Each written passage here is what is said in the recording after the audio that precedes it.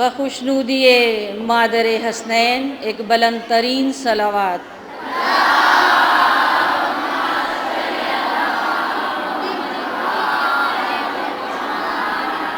سلامتی امام زمانہ ایک اور بلند ترین صلوات محمد والے صلی اللہ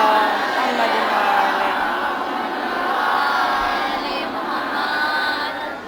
سورہ فاتحہ۔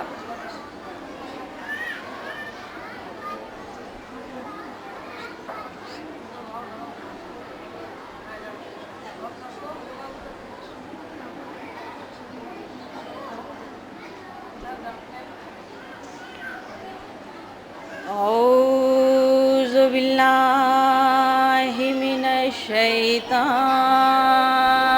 اللعین الرجیم، بسم اللہ الرحمن الرحیم، الحمد للہ رب العالمین، الصلاۃ والسلام علی سید الانبیاء والمرسلین، اما بعد فقد قال اللہ سبحانہ وتعالی فی کتابہ المبین، وَهُوَ أَصْدَقُ الصَّادِقِينَ، مہدی دین ومولانا بالقاسم محمد،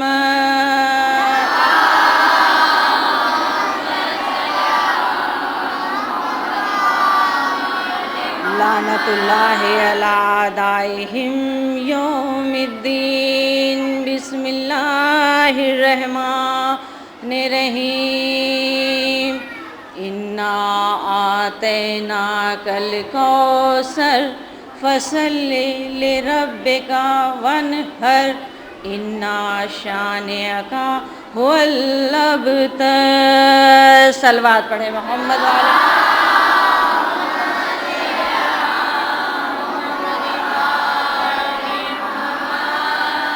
کنیزان شہزادی کونین، میں نے آپ کی خدمت میں سورہ کوثر کی تلاوت کا شرف حاصل کیا، اور میں نے اسی آیہ مبارکہ کو اپنی مجلس کا عنوان بھی قرار دیا ہے۔ یہ قرآن حکیم کا 108 نمبر کا سورہ ہے جو مکے میں نازل ہوا، اور یقینی طور پر اس آیہ کوثر، سورہ کوثر کے پس منظر میں بہت ساری ایسی اہم باتیں ہیں جسے ایک مختصر وقت میں آپ تک پہنچانے کی میں کوشش کروں گی۔ ضرورت اس بات کی ہے کہ آپ اپنے ذہنوں کو میری طرف متوجہ رکھیں اور نعرہ صلوات بھیج دیں محمد والے محمد پر۔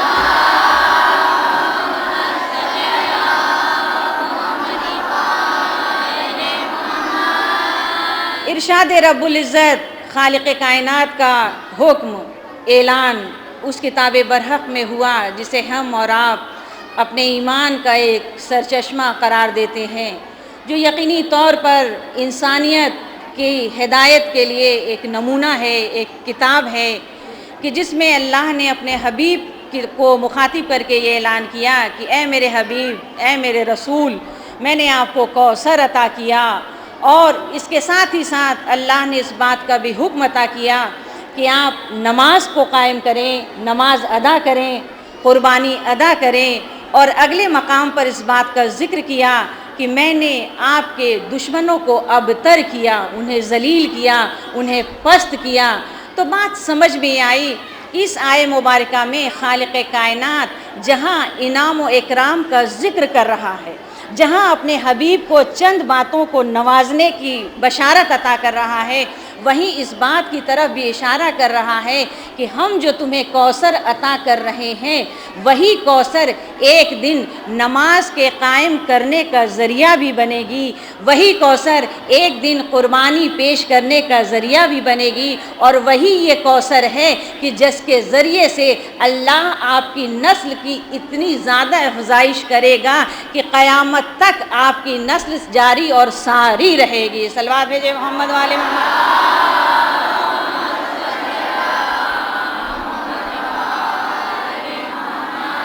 عزیزان گرامی، میں نے جیسا کہ ذکر کیا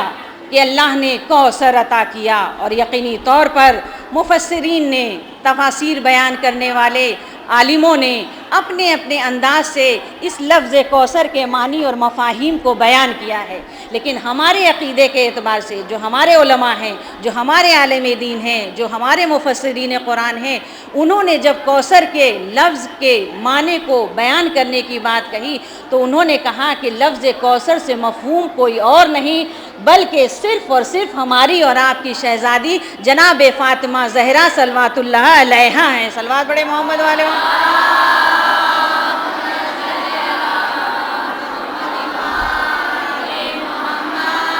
تو پہلے مقام پر، کیونکہ بڑے اختصار کے ساتھ اور بہت جلدی مجھے اپنی منزلوں کو طے کرنا ہے کہ بڑے اختصار کے ساتھ میں یہ آپ کی خدمت میں پیش کر دوں کہ پہلے مقام پر اللہ نے کوثر کی بشارت دی، یہ کہا کہ میں آپ کو کوثر عطا کر رہا ہوں، لیکن دوسرے مقام پر آیت کا مزاج کچھ بدل جاتا ہے، یعنی اللہ اب انعام کی بات نہیں کر رہا ہے بلکہ اللہ حکم صادر کر رہا ہے۔ اللہ کی طرف سے یہ حکم دیا جا رہا ہے کہ اے میرے رسول، اے میرے حبیب، آپ نماز ادا کریں اور قربانیاں بھی پیش کریں۔ تو کیا معاذ اللہ ہمارے رسول اس سے پہلے نمازیں ادا نہیں کر رہے تھے؟ کیا ہمارے رسول اس کے پہلے اللہ کی عبادت نہیں کر رہے تھے؟ وہ خالق کو بحیثیت خالق کائنات نہیں پہچان رہے تھے؟ تو نہیں عزیزان گرامی، ایسا قطعی طور پر نہیں تھا، بلکہ ہم یہ دیکھتے ہیں کہ جو دین اسلام کو لانے والا نور اول، جسے ختم المرسلین بنا کر بھیجا گیا تھا، جسے ختم الانبیاء بنا کر بھیجا گیا تھا،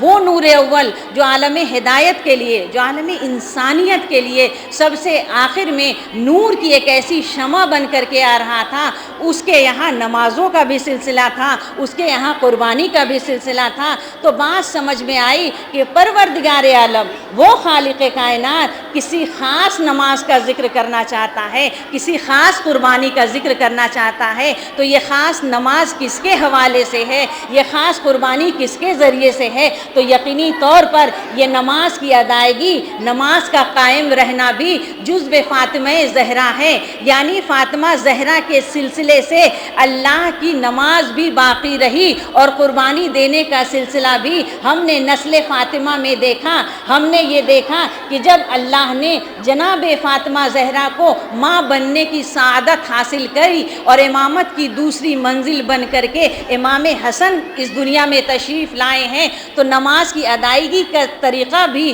بہترین سے بہترین ہوتا گیا۔ ہم نے یہ دیکھا کہ جب قربانی کا مسئلہ آیا، جب قربانی کی بات آئی اور دین اسلام کی بقا کا سوال ہمارے سامنے موجود ہوا، تو یہی فاطمہ کی نسل کا کہ امامت کی تیسری منزل تھی کہ امام حسین عالی مقام نے کربلا میں قربانی دے کر کے یہ بتائی کہ دیکھو ہم ہی وارث رسول ہیں، ہم ہی اہل بیت اطہار ہیں، ہم ہی کوثر کی مصداق ہیں۔ تو جس کوثر کی کل بشارت ہمارے نانا کو دی گئی تھی، جس نماز کی بات سورہ کوثر میں کی گئی تھی، جس قربانی کی بات سورہ کوثر میں کی جا رہی تھی، ہم ہی ان نمازوں کو بچانے والے بھی ہیں، ہم ہی ان قربانیوں کو ادا کرنے والے بھی ہیں۔ صلوات پڑھیں محمد والے محمد۔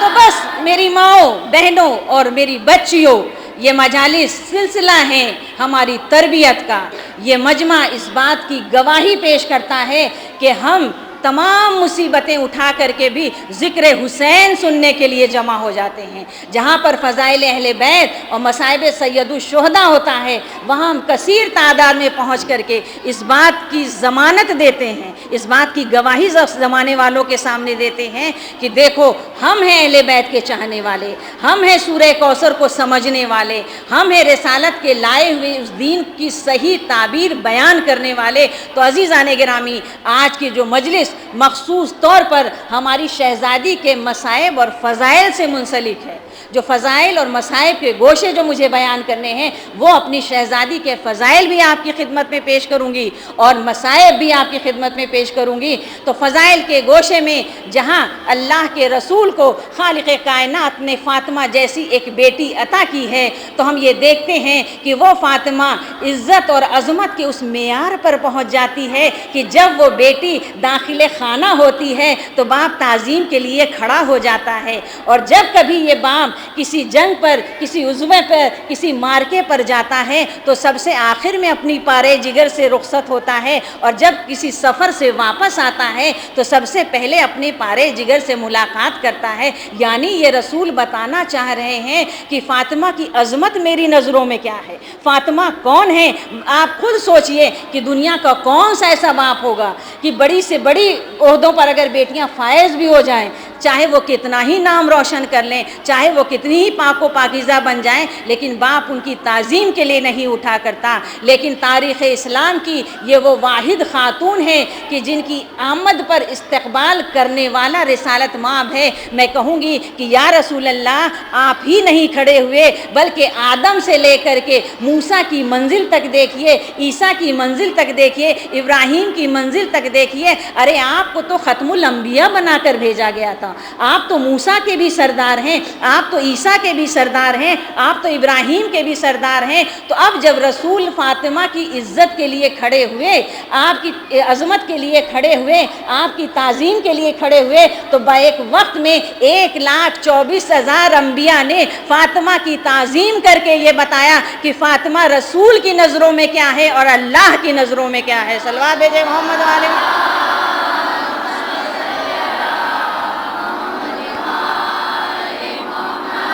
ایک سب مل کر صلوات بھیجے محمد والے محمد پر۔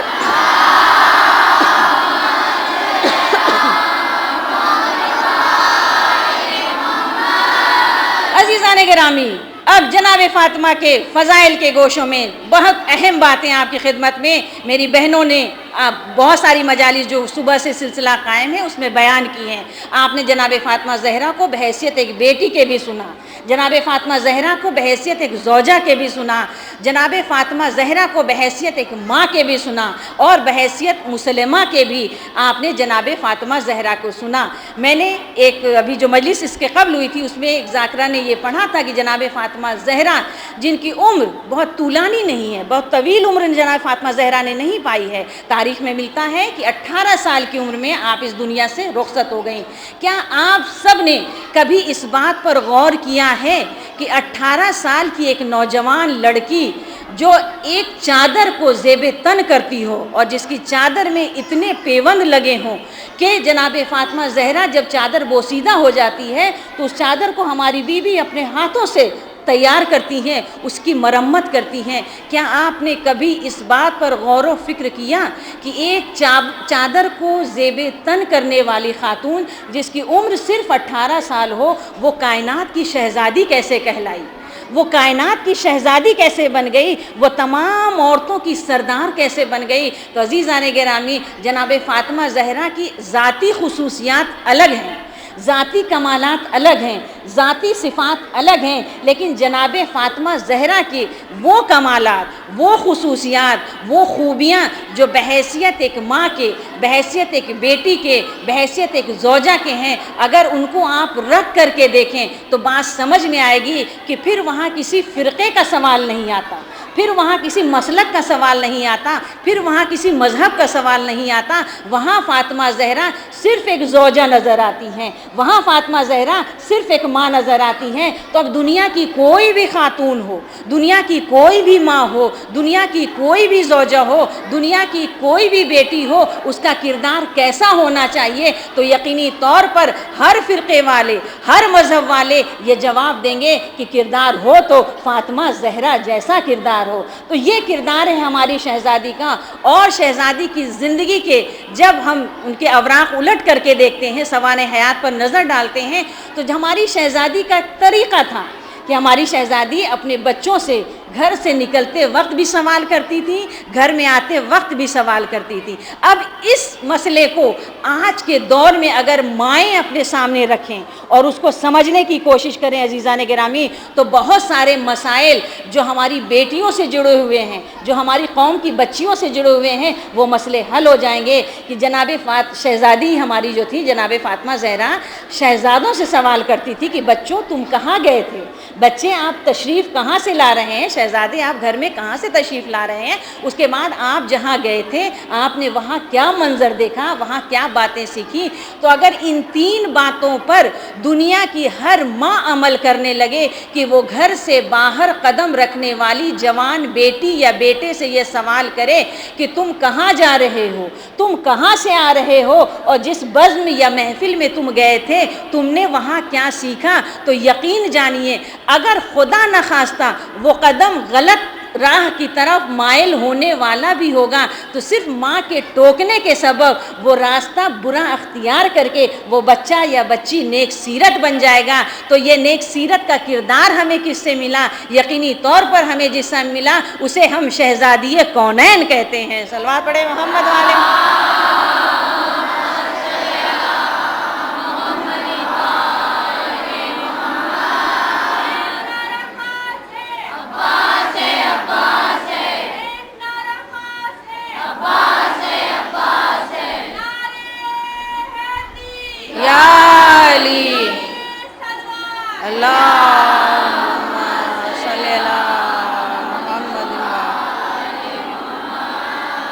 آئیے اب اسی کوثر کی ایک مصداق، اسی کوثر کے ذریعے سے ایک نکلنے والی نہر کا ہم ذکر کریں۔ کوثر جنت کی ایک عظیم ترین، ایک اہم ترین نہر کا نام ہے جو کہ ہمیشہ جاری اور ساری رہے گی، یعنی کبھی بھی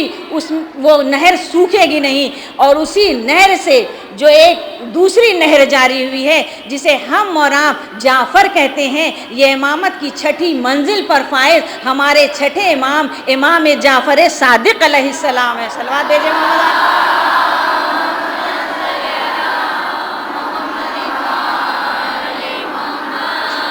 جعفر کوثر جو جنت کی نہر ہے اس سے نکلنے والی نہر کو ہم جعفر کہتے ہیں۔ تو وہی ہمارا 6ٹھا امام اپنی جد ماجدہ کے بارے میں کیا کہتا ہے؟ وہی ہمارا 6ٹھا امام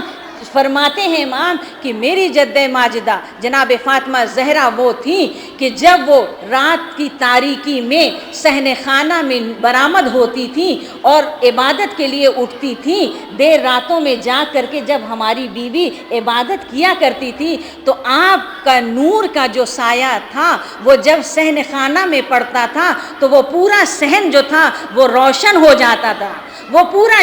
جو صحن خانہ تھا وہ نورانی ہو جاتا تھا، وہ نور سے جگمگا اٹھتا تھا، اور اتنی زبردست نور کی شعاعیں بلند ہوتی تھیں کہ مدینے میں رہنے والے لوگ جب اس نور کی شعاؤں کو دیکھتے تھے تو بس ایک بار سوال کرنے پر مجبور ہو جاتے تھے کہ یہ علی کے گھر سے کون سا نور ہے، یہ علی کے گھر سے کون سا نور ہے جو چھن چھن کر مدینے کی گلیوں میں آ رہا ہے۔ تو میں کہوں گی کہ کیا تم نہیں جانتے یہ وہ نور ہے جو کہ جزو رسالت ہے، یہ وہ نور ہے جو شہزادی کونین ہے، یہ وہ نور ہے جسے ہم بطول کہتے ہیں، جسے ہم صدیقہ کہتے ہیں، جسے ہم طاہرہ کہتے ہیں، جسے ہم عذرا کہتے ہیں، جسے ہم فاطمہ زہرا کہتے ہیں۔ صلوات پڑھیں محمد والے۔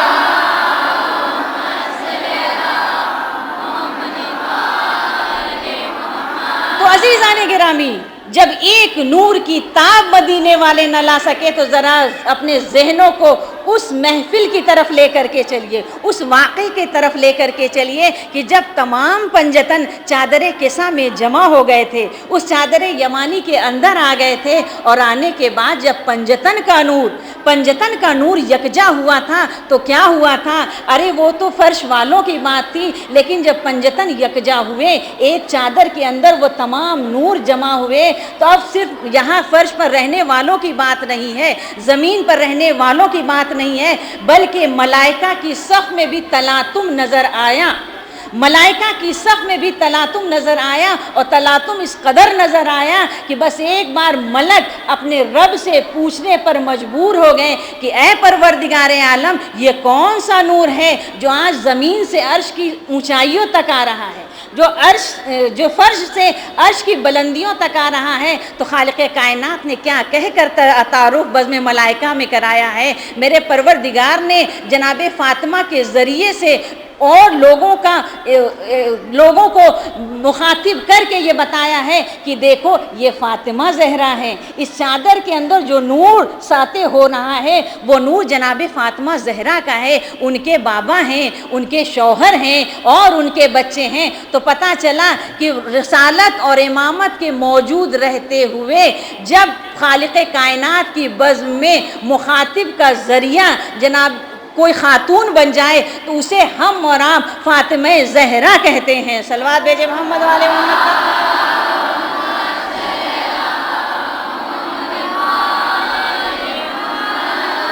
یہ ہے عظمت فاطمہ، یہ ہے کردار فاطمہ، یہ ہے منزلت فاطمہ زہرا۔ تو عزیزان گرامی، اب ایک اہم واقعہ آپ کی خدمت میں پیش کر دوں کہ ہمیں سیرت فاطمہ زہرا کو پہچاننا ہے، ہمیں اپنی بیوی کے کردار کو پہچاننا ہے، ہمیں اس بیوی کو جاننا اور سمجھنا ہے جو تمام عالمین کی خواتین کی سردار ہیں، جو ہماری اور آپ کی بھی سردار ہیں اور دوسری خواتین کی بھی جو سردار ہیں۔ تو اب اس بیوی کہ نور کا یہ عالم ہے، تو عزیزان گرامی یہ ہمارے اور آپ کے مسئلے کی بات نہیں ہے کہ ہم جوش میں اور عقیدت میں آ کر کے بیان کر دیں، اکثر و بیشتر ہم پر یہ الزامات لگتے رہتے ہیں، لیکن میں جس کتاب کا حوالہ آپ کے پاس دے رہی ہوں وہ کسی شیعہ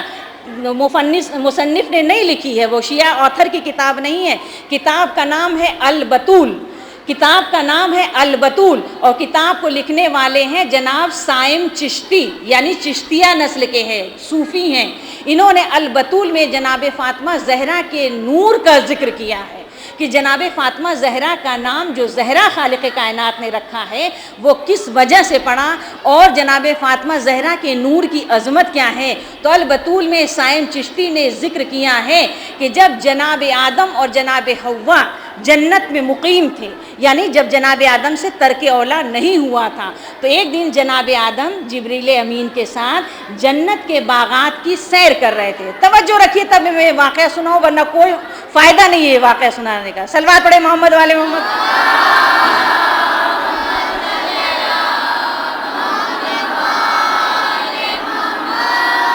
بس تھوڑی دیر آپ کی توجہ چاہتی ہوں اور کچھ نہیں میں چاہتی، ایک بار اور صلوات بھیجے محمد والے محمد۔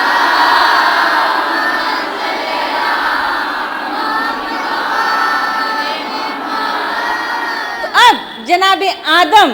جبریل امین کے ساتھ جنت کے باغات کی سیر کرنے کے لیے نکلے ہیں۔ غرض کی ایک ایسا بھی مقام آیا کہ وہاں جناب آدم پہنچے ہیں، اور جناب آدم نے کیا دیکھا کہ ایک نورانی محل ہے، اور وہ محل اتنا شاندار ہے جو موتیوں اور زمرد سے تیار کیا گیا ہے، بہترین محل آپ نے دیکھا ہے۔ اس کے بعد جبریل امین سے جناب آدم نے سوال کیا کہ اے جبریل یہ بتاؤ یہ محل کیسا ہے، کیا ہم اس محل میں داخل ہو سکتے ہیں؟ جناب جبرائیل نے فرمایا کہ نہیں جناب آدم، اللہ نے مجھے اس بات کی اجازت نہیں دی ہے کہ میں اس محل میں داخل ہو سکوں۔ غرض کی جناب آدم نے خالق کائنات کی بارگاہ میں ہاتھوں کو بلند کر کے دعا کی کہ پروردگار عالم، میں اس محل کی زیارت کرنا چاہتا ہوں، میں اس محل میں داخل ہونا چاہتا ہوں، اور یہ دیکھنا چاہتا ہوں کہ جو محل باہر سے اتنا حسین ہے وہ اندر سے کس قدر حسین ہوگا، جو اتنا نورانی باہر سے دیکھنے میں لگ رہا ہے اندر اس کے کون سا ایسا نور ہے کہ جس کی وجہ سے وہ باعث نور کا ایک مرکز بنا ہوا ہے۔ غرض کی جناب آدم کو اللہ کی طرف سے جب اجازت حاصل ہوئی ہے تو جناب آدم جناب جبریل امین کو باہر محل کے دروازے کے چھوڑ کر کے محل میں داخل ہوئے ہیں۔ اب جب محل کے اندر بیویوں جناب آدم داخل ہوئے ہیں تو انہوں نے کیا دیکھا کہ محل کے بیچوں بیچ ایک جو بہت بڑا حجرہ ہے، اس حجرے میں ایک نورانی تخت بچھا ہوا ہے۔ اس نورانی تخت پر جناب آدم کیا دیکھتے ہیں کہ ایک نور کا پیکر ہے جو محو عبادت ہے۔ جناب آدم اس نور کے پیکر کو دیکھ کر کے اتنا زیادہ تعجب میں ہوئے اور اتنا زیادہ ان کے اندر ہیبت طاری ہوئی کہ بس ایک بار جناب آدم جو تھے اپنے قدم کو بڑھاتے ہوئے اس نور کے قریب گئے ہیں، اور اس نور کے حالے کے قریب جانے کے بعد جناب آدم نے اس نور کے مرکز اور محور کو سلام کیا ہے۔ ارے سلام کا جواب ملا، جناب آدم نے دوسرا سوال کیا کہ آپ کون ہیں، آپ کون ہیں، اور اتنا نور آپ کو عطا کرنے والا پروردگار جو ہے کس سبب آپ کو یہ نور عطا کر رہا ہے؟ غرض کی سلام کا جواب ملا، اور اس کے بعد نور کے محور سے آواز آئی کہ اے آدم، تم نے مجھے نہیں پہچانا، میں تمہارے آخری رسول محمد مصطفیٰ کی بیٹی فاطمہ زہرا ہوں۔ صلوات بھیجے محمد علیہ۔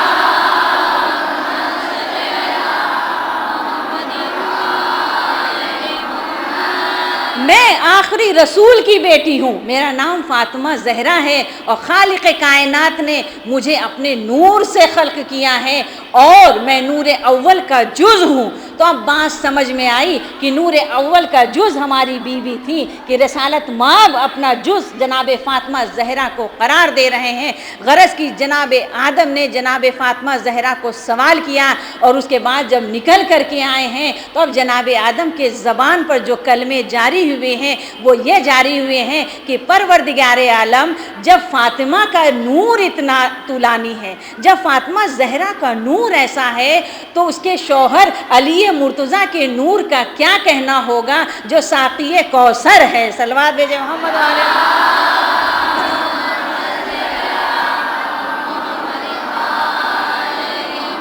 تو عزیزو، عظمت صدیقہ طاہرہ، عظمت بطول ہماری اور آپ کی زبانی تو بہت سارے مجالس میں ہمیں سننے کا موقع ملتا ہے، لیکن میری یہ کوشش ہوتی ہے کہ میں ان کتابوں کے حوالے سے عظمت فاطمہ زہرا کو بیان کروں، سیرت جناب فاطمہ زہرا کو بیان کروں، کہ جو اکثر و بیشتر ہمارے علماء نہیں لکھتے بلکہ دوسرے عالم دین کے ہاں موجود ہے، اور ہمیں ان واقعات کو بیان کرنے کا پورا حق بھی حاصل ہے، کیونکہ ہم زمانے کو یہ بتانا چاہتے ہیں کہ ہم ان کے ماننے والے ہیں جن کی عظمت کے، جن کی عصمت کے تم بھی قائل ہو اور ہم بھی قائل ہیں۔ صلوات پڑھے محمد والے۔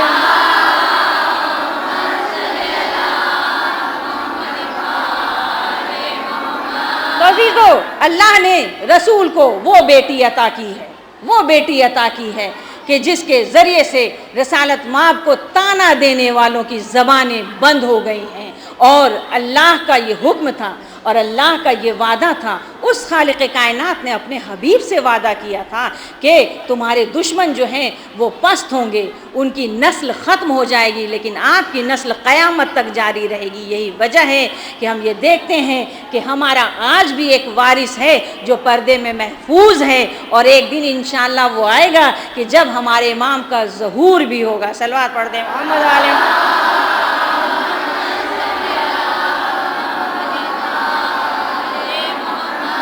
عزیزان گرامی، میری بچیوں خاص کر کے مجالس میں مخاطب کرنے کا میرا جو ذریعہ ہوتی ہیں، میری آگے آنے والی نسلیں ہوتی ہیں، کہ اپنی نسلوں کو میں چند اہم باتیں بتا سکوں۔ اب اللہ نے رسول کو ایک ایسی بیٹی عطا کی جو فاطمہ ہے، جو ام ابیہا ہے، جو باپ کی زینت ہے، جو اپنے باپ کی ماں بن کر کے خدمت کر رہی ہے، اور یقینی طور پر اب اس خالق کائنات نے اس بیٹی کے لیے بے اہتمام کیا ہے، کہ اس کے لیے کفو جو تیار کیا ہے، جو اس کا ہم عصر تیار کیا ہے، جو شوہر تیار کیا ہے، وہ زمانے کا امام ہے۔ لیکن جناب فاطمہ زہرا کو جزو رسول کیوں قرار دیا گیا؟ فاطمہ زہرا کو جزو رسول کیوں قرار دیا گیا؟ رسالت کا جز کیوں کہا گیا؟ پھر وہی واقعہ میں آپ کی خدمت میں اہل سنت کی ہی کتاب سے بیان کروں گی۔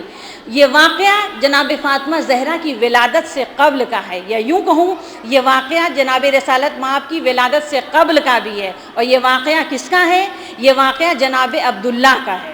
جناب عبداللہ کون؟ یقینی طور پر ہمارے اور آپ کے رسول کے والد ماجد ہیں۔ جن کا عقد کس سے ہوا؟ جناب آمنہ سے ہوا تھا. اور جناب عبداللہ کون ہیں؟ عرب کے ایک مشہور و معروف شخصیت کے مالک ہیں. اپنے کنبے اپنے قبیلے میں بڑے عزت و احترام سے دیکھے جانے والی شخصیت کا نام عبداللہ ہے. غرض کی جناب عبداللہ تجارت کرتے تھے، تاجر تھے، عرب کے بہت بڑے تاجروں میں ان کا شمار ہوتا تھا. اور تجارت کا سامان لے کر کے جناب عبداللہ اکثر و بیشتر شام جایا کرتے تھے. سیریا جو آج کا ہے وہاں جناب عبداللہ تجارت کے سامان کو لے کر کے جایا کرتے تھے. غرض کی ایک بار جناب عبداللہ، بڑا اہم واقعہ ہے، بڑا خوبصورت تاریخ کا واقعہ ہے، اس سے جناب عبداللہ کی، جناب رسالت مآب کی اور جناب فاطمہ زہرا کی عظمتوں کا پتہ چلتا ہے بیویوں. غرض کی جناب عبداللہ تجارت کا سامان لے کر کے سیریا گئے ہیں. سیریا کے بازار میں ایک کاہنہ عورت یعنی علم نجوم جاننے والی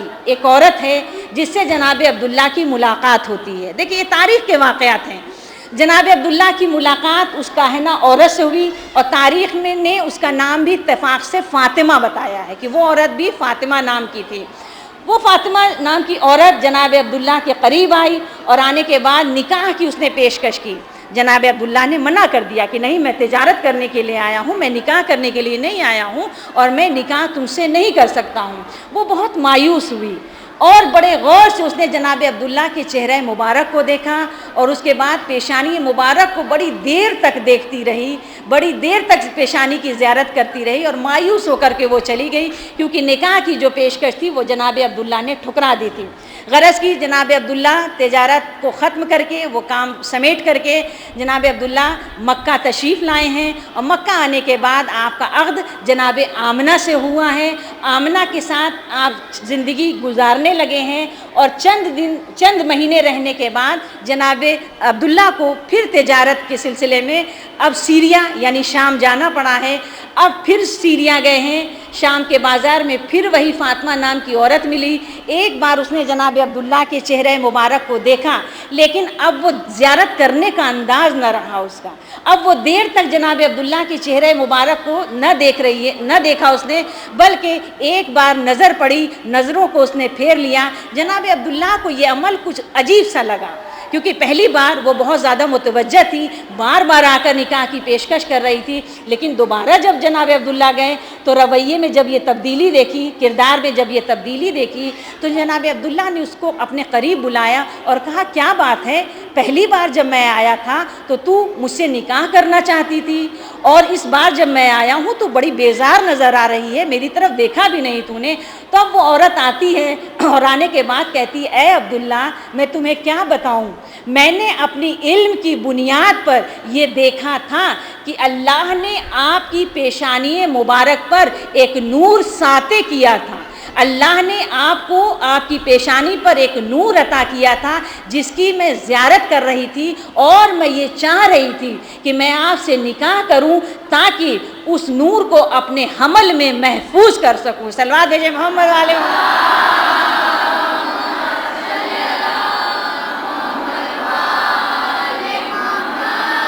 بیویوں آپ سے گزارش ہے کہ تھوڑا تھوڑا آگے تشریف لیں، پیچھے والوں کو بڑی زحمت ہو رہی ہے، میں دیکھ رہی جگہ ہے کافی. آگے آ جائیے، آگے آ جائیے، تھوڑا آپ بھی آگے تشریف لائیں، آگے آئیے. فرش حسین پہ سب کے لیے جگہ ہونی چاہیے. آگے تشریف لائیں اور آگے آئیے. آنٹی آپ آگے آ جائیے پلیز، آگے آ جائیے اور آگے آئیے. صلوات پڑھیں محمد والے محمد پر. آپ اور آگے آ جائیے، آگے آ جائیں آپ بچوں، آگے آ جاؤ، جگہ ہے، بہت پریشان ہیں لوگ. دیکھیے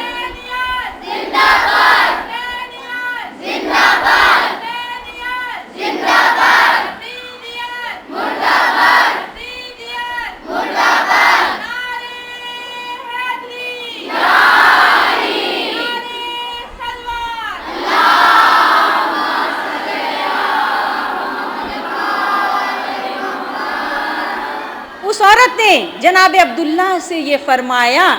کہ میں آپ کی پیشانی مبارک پر جو نور دیکھ رہی تھی، میں یہ چاہ رہی تھی کہ آپ سے میں نکاح کروں اور اس نور کی ضامن بنوں، اس نور کی امانت دار بنوں. لیکن آپ اس بار جب تشریف لائے ہیں تو میں یہ دیکھ رہی ہوں کہ آپ کی پیشانی مبارک پر وہ نور موجود نہیں ہے. مجھے ایسا لگتا ہے کہ آپ نے کسی سے نکاح مکے میں کر لیا ہے اور آپ کی زوجہ آپ کے بچے کی ماں بننے والی ہے، اور وہ نور جو اللہ نے آپ کی پیشانی پر رکھا تھا وہ نور اس عورت کے حمل میں منتقل ہو چکا ہے۔ دیکھیے عزیزان گرامی، جناب عبداللہ کو یہ بات پتہ نہیں تھی، جناب عبداللہ کو یہ معلوم نہیں تھا کہ جناب آمنہ حاملہ ہو چکی ہیں، اور جناب آمنہ کے حمل میں ہمارے اور آپ کے رسول محمد مصطفیٰ احمد مجتبیٰ صلی اللہ علیہ وآلہ وسلم کا نور۔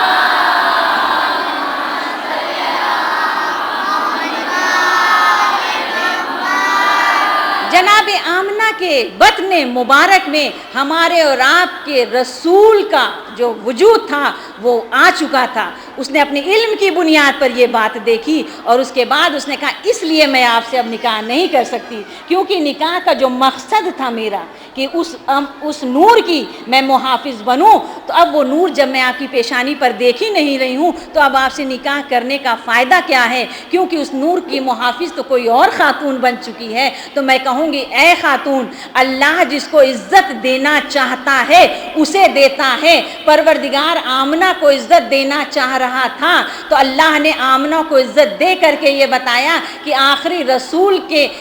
دنیا میں لانے کا ذریعہ اگر کوئی مہذب خاتون بن سکتی ہے، باوقار خاتون بن سکتی ہے، تو وہ آمنہ سے بہتر کوئی اور نہیں ہے۔ صلوات بھیجیں محمد علیہ وسلم۔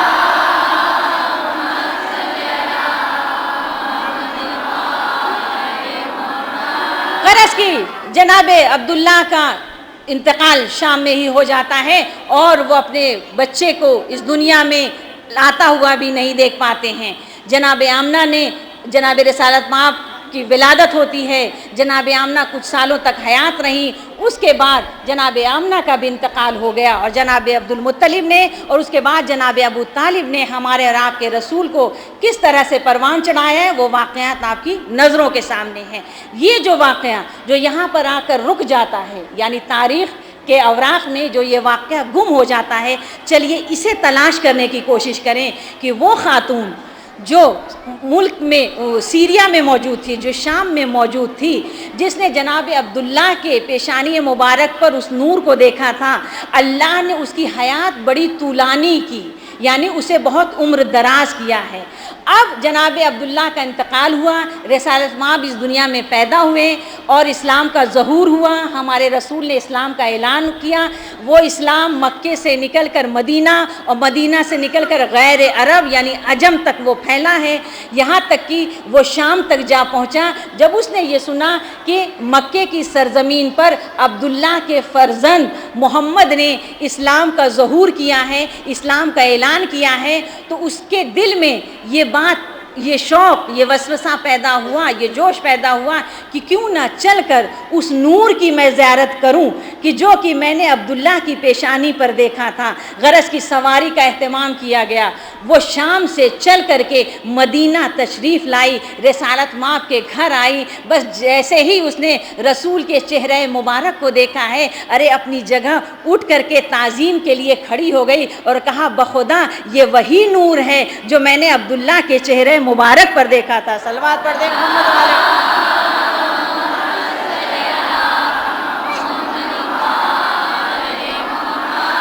بڑی دیر تک ہمارے اور آپ کے رسول کے چہرے مبارک کی زیارت کرتی رہی اور کہتی رہی میں گواہی دیتی ہوں کہ یہی وہ نور ہے کہ جس کی زیارت میں نے سیریا میں کی تھی، شام میں کی تھی، اب اسی نور کو میں چہرے محمدی پر دیکھ رہے ہوں۔ بڑی دیر تک نور کی زیارت کرتی رہی۔ اب ظاہر سی بات ہے عالمہ تھی، علم رکھتی تھی، عظمت جانتی تھی، یہ جانتی تھی کہ یہ رسول ہیں، یہ جانتی تھی کہ یہ دین لانے والے پیغمبر خدا ہیں۔ بڑی دیر تک اس نے زیارت کی رسول اللہ کے چہرے مبارک کی، اور اس کے بعد وہ بڑی دیر تک جب زیارت کر چکی تو کہنے لگی یا رسول اللہ میں آپ سے ایک بات پوچھنا چاہتی ہوں، میں بات یہ پوچھنا چاہتی ہوں کہ کیا آپ کے گھر کوئی بیٹا یا بیٹی ہے؟ رسول نے فرمایا کہ بے شک اللہ نے مجھے فاطمہ جیسی ایک بیٹی عطا کی ہے۔ تو وہ عورت کہتی ہے کہ میں اس بات کی التجا آپ سے کرتی ہوں، گزارش کرتی ہوں کہ مجھے آپ اپنی بیٹی کے گھر کا راستہ بتائیں، کیونکہ میں آپ کی پیشانی مبارک پر اس نور کی زیارت تو کر رہی ہوں، لیکن مجھے ایسا محسوس ہوتا ہے کہ وہ نور اب مکمل نہیں رہ گیا، بلکہ اس نور کے ٹکڑے ہو گئے ہیں، آدھا آپ کی طرف ہے اور آدھا آپ کی بیٹی کی طرف منتقل ہو چکا ہے۔ صلوات پڑھے محمد علیہ۔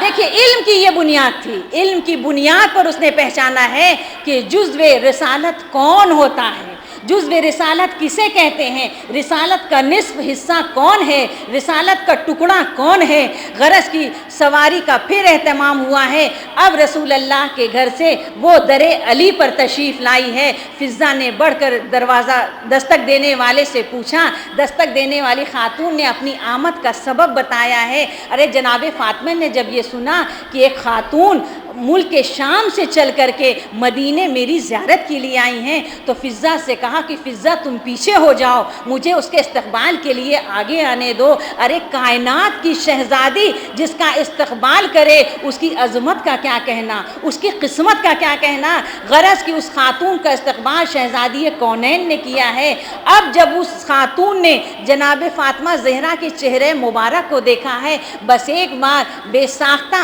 آگے بڑھی ہے، جناب فاطمہ زہرا کی پیشانی کو بوسہ دیا ہے اور کہا بخدا آج میں نے اللہ کے اس مکمل نور کی زیارت کر لی جس کا نصف حصہ میں نے محمد کے چہرے میں دیکھا اور نصف حصہ میں نے فاطمہ کے چہرے مبارک پر دیکھا۔ صلوات پڑھ دیں محمد علیہ۔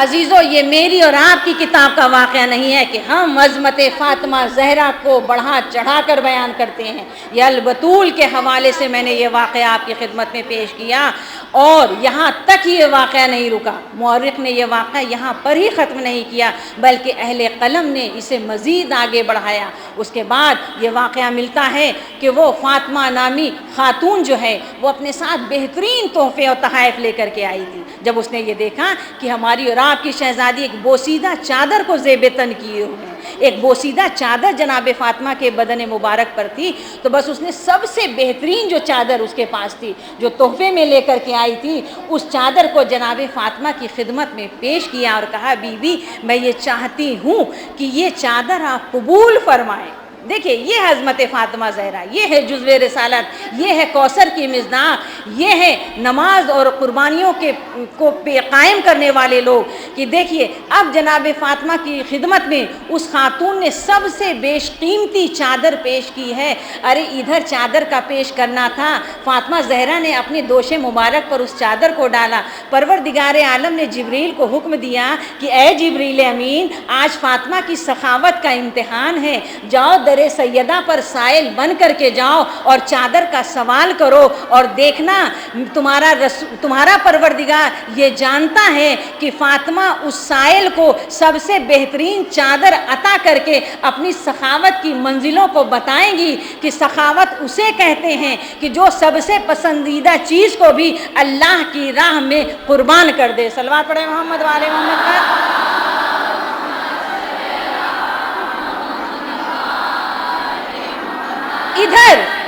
ادھر سائل نے آواز دی کہ ہے کوئی جو اللہ کی راہ میں مجھے ایک چادر عطا کر دے، ہے کوئی خدا کا ایسا بندہ یا بندی جو میری اس آواز پر لبیک کہے، جو مجھے ایک چادر عطا کرے۔ ارے جناب فاطمہ زہرا نے سائل کی آواز سنی، چادر کو اپنے بدن سے اتارا، فضہ کے حوالے کیا کہ اے فضہ جو سائل آواز دے رہا ہے اسے جا کر کے یہ چادر پیش کر دو۔ اب ادھر چادر کا پیش کرنا تھا کہ اس شام سے آنے والی ضعیفہ نے اس منظر کو دیکھا اور منظر کو دیکھنے کے بعد کہنے لگی کہ اے بنت رسول اب تک میں مسلمان نہ تھی،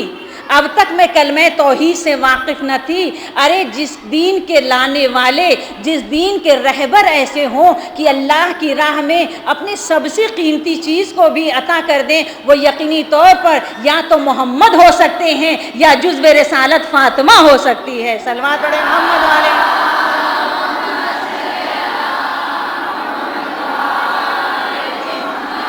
تو بس بیویوں یہ ہے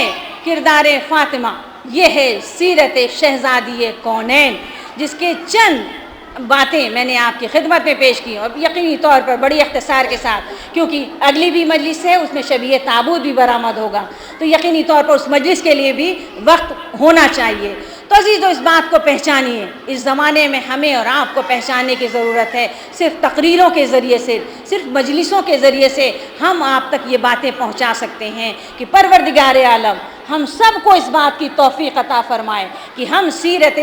شہزادی کونین پر عمل کر سکیں، ہم صحیح معنوں میں مسلمان بنیں، صحیح معنوں میں کلمہ گو بنے، صحیح معنوں میں اہل بیت کے چاہنے والے بنے، ہمارا کردار ایسا ہو کہ دیکھیے جناب فاطمہ زہرا کے گھر میں جناب فضہ جیسی ایک کنیز ہے، جناب فضہ جیسی ایک کنیز ہے، اور وہ فضہ جو گھر میں رہتی ہیں، جو امور خانہ داری میں جناب فاطمہ کے ساتھ ساتھ ہیں، کہ ہم کیا دیکھتے ہیں کہ ایک دن خود شہزادی کام کرتی ہیں، ایک دن جناب فضہ کام کرتی ہیں، تو کیا شہزادی کو یہ طریقہ اختیار کرنے کی ضرورت تھی؟ جو صدیقہ ہو، جو طاہرہ ہو، جو کونین کی شہزادی ہو، اسے مساوات کا درس دینے کی کیا ضرورت تھی؟ ہم کیا یہ سوچ سکتے ہیں کہ جناب فاطمہ مساوات قائم نہ کرتی؟ یقینی طور پر کرتی، لیکن ہو سکتا ہے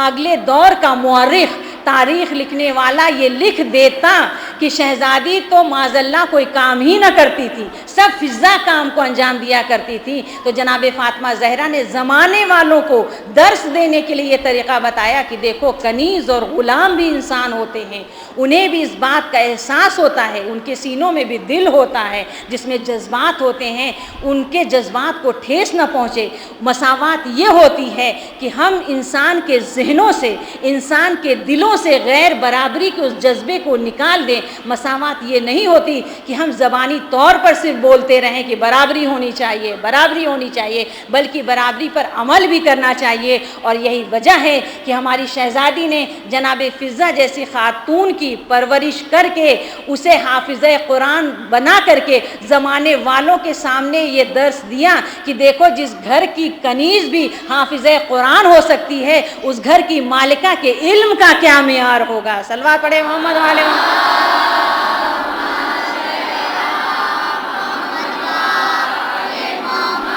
تو یہی وہ فضہ ہیں عزیزو، یہی کنیز خاص وہ فضہ ہیں کہ ایک دن جناب فضہ کسی کام کے غرض سے گھر سے باہر تشریف لے جاتی ہیں کہ خلیفہ دوم مل جاتے ہیں۔ خلیفہ دوم نے جناب فضہ کو روکا ہے اور سلام کیا ہے۔ دیکھیے یہ تاریخ کے جملے ہیں، میرے اور آپ کے نہیں ہیں، کہ خلیفہ دوم بھی جس گھر کی کنیز کو سلام کرے اسے فضہ کہتے ہیں۔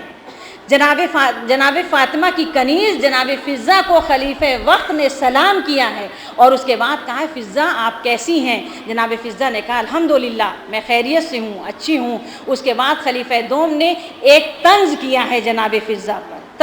طنزیہ جملے ادا کیے ہیں کہ اے فضہ آپ تو جنت کی لالچ میں اہل بیت کی خدمت کرتی ہیں، آپ کو جنت کی لالچ ہے، جنت کی طلب رکھتی ہیں، اسی لیے آپ اہل بیت اطہار کی خدمت کرتی ہیں۔ ارے ہماری جانیں قربان جائیں فضہ کے اس جواب پر۔ جناب فضہ نے برجستہ خلیفہ دوم کو جواب دیا ہے کہ کیا سوال کرتے ہو، کیا سوال کرتے ہو؟ ارے جنت کا طلبگار وہ ہو جس نے جنت کا دیدار نہ کیا ہو۔ ارے فضہ تو روز جنت کا دیدار کرتی ہے، جو جنت میں رہتا ہو، جنت کا دیدار کرتا ہو، اب اسے جنت کی طلب نہیں رہ جاتی ہے۔ صلوات بھیج دیں محمد والے۔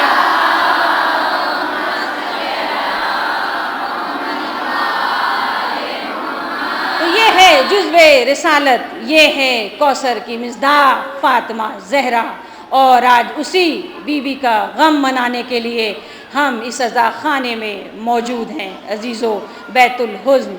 نام سے ہی ظاہر ہو جاتا ہے کہ جہاں گریہ کیا جائے، جہاں بین کیا جائے، جہاں اپنے اوپر پڑنے والے مصائب کو بیان کیا جائے۔ یہ ام الحزن، یہ مقام حزن، یہ وہ مقام ہے کہ جب شہزادی اپنے بابا کو رویا کرتی تھی اور اہل مدینہ کو اذیت ہوتی تھی، تو آپ نے اپنے شوہر سے اس بات کی خواہش ظاہر کی کہ اے ابوالحسن،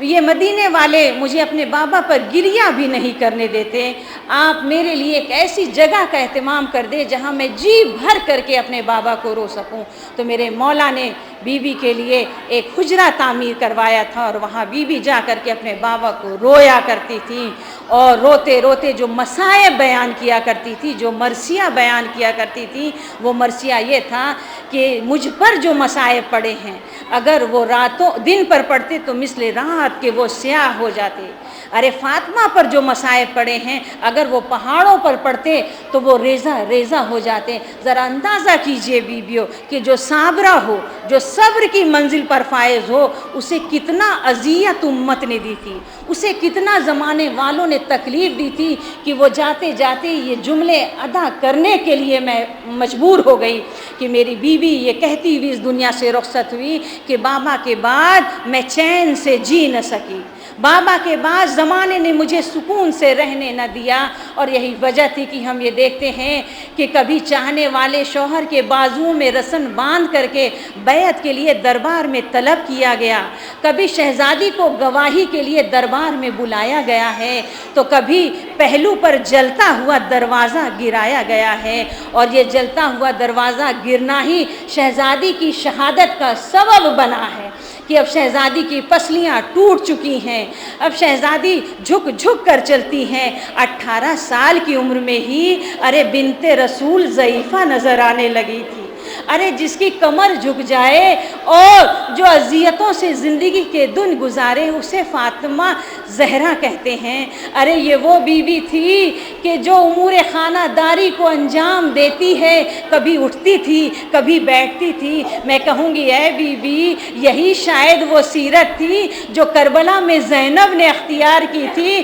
कि ज़ैनब काफ़िले के साथ चलते चलते कभी उठती थी कभी बैठ जाती थी। अरे सकीना ने भी शायद यही सीरत अख्तियार की थी कि कभी चलती थी कभी रुक जाती थी। हाँ अजीज़ों, जी भर करके पुरसा दे लीजिए ज़माने के इमाम को, क्योंकि हमारी और आपकी शहज़ादी की ये मजलिस अज़ा है।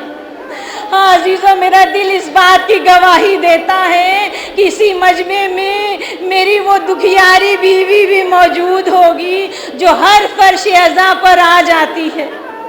और हर बहती हुई आंखों से अश्कों को जमा करती है जो मोतियों की शक्ल में होते हैं और अजर रिसालत में उन मोतियों को पेश करती है, अपने बाबा की खिदमत में उन्हें ले करके जाती है। हाँ बीवियों, ये अश्कबारी, ये आज़ादारी, ये अपनी शहज़ादी का गम मनाना हमारी सुन्नत है,